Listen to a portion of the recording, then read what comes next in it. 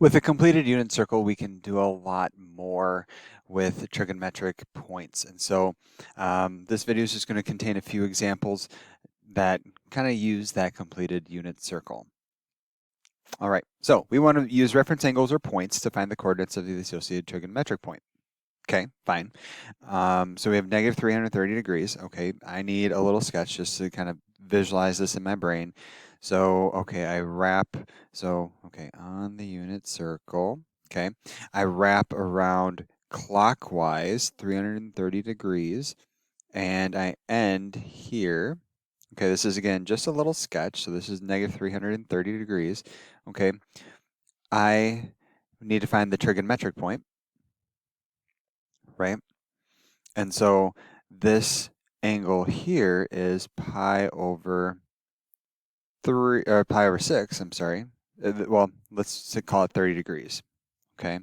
And remember 30 degrees is the same as pi over 6, so then that means that this is my reference angle, right? And so then that means that my reference number is also pi over 6 since I am on the unit circle, okay? So then I can go back to my completed unit circle and say, okay, well, that pi over 6 has points square root of 3 over 2 and 1/2, or coordinates square root of 3 over 2 and 1/2, and I just need to make sure to put it in the correct quadrant, okay? And since I'm in quadrant 1, that point is just square root of 3 over 2 comma 1/2. And so then my final answer here would be P of negative 330 degrees would be negative 11 pi over 6. Okay, we have to express that t in radians. Okay, we could say negative 11 pi over 6 is equal to P of pi over 6, right? Because that was our reference angle. Okay, they're the same. And so this is just square root of 3 over 2, comma, negative 1/2. Okay. This intermediate step you don't always need. I just did it because it happened to work out. Okay, let's do another example. Negative 5 pi over 2. Okay, I must have really liked negatives. Okay, here we go. All right, negative 5 pi over 2. Okay, units. Oh, bad unit circle. Let's do a better unit circle. Something like that. Yeah, good enough for a sketch. Okay, negative 5 pi over 2. Okay, so here's how I think of this. So I go 1 pi over 2, 2 pi over 2, 3 pi over 2, 4 pi over 2, 5 pi over 2, negative. Okay, so that's my negative 5 pi over 2. Okay, so my trigonometric point is right there. Okay, and okay, how do I use reference angles or reference angles or points with this? Well, the question is, what's the shortest distance? So, what's the shortest distance along the circumference of the circle to the x-axis? Well, it's just going to be pi over 2.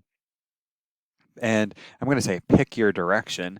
But when we do this, we land on either the north or south compass point, there's really no right or wrong reason or right or wrong way to say what your reference number is. You could say it's this one, or you could say it is this one in red. So either the blue or the red would be valid for your reference reference number. Yep.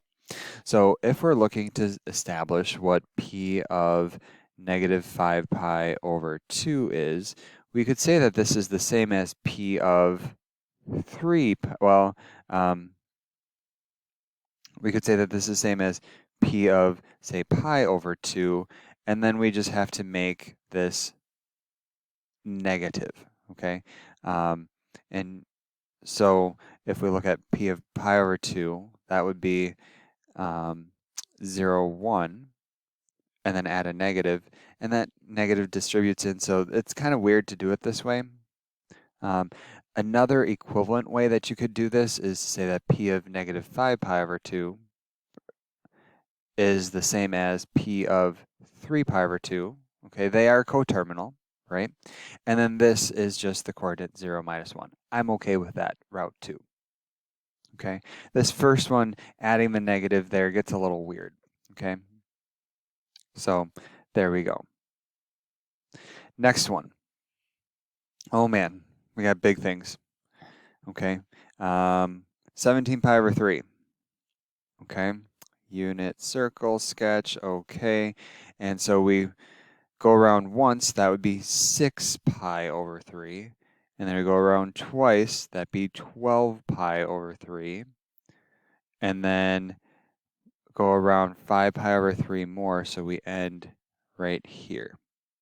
Okay, so this is 17 pi over 3, and then we land 17 pi over 3, and I'm just going to write this as a note for myself. 17 pi over 3 is coterminal with 5 pi over 3. Okay, so then in that sense, I can say, since it's coterminal with 5 pi over 3, I can find the reference number, well, maybe the angle first. So I'm going to say theta prime is equal to pi over 3, which makes t prime equal to pi over 3.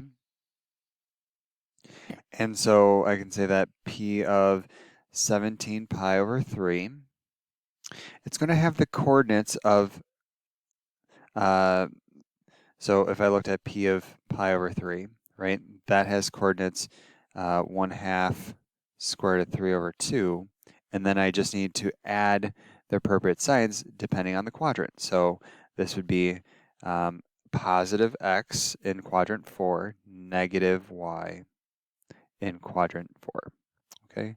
And that would be my answer. Okay, last example, 1305 degrees.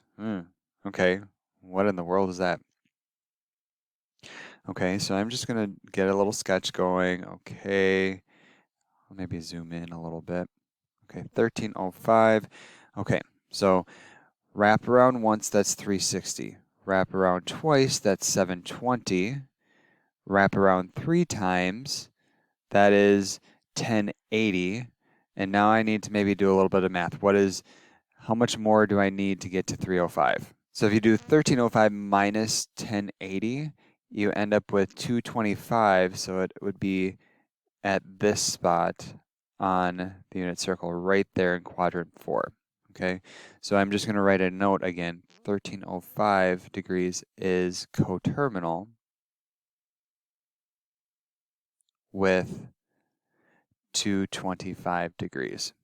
Okay, so then that allows me to say that right here, that would be my reference number, and my reference angle, theta prime, I'm going to say theta prime is equal to, well, in this case, it'd be 45 degrees, which is pi over 4. So then t is pi over 4.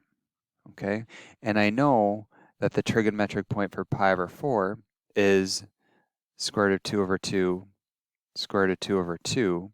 So then I just translate this to the appropriate quadrant and say p of t. I should convert 1305 into radians, which is 17 pi over 4 if I'm not mistaken. Check my arithmetic.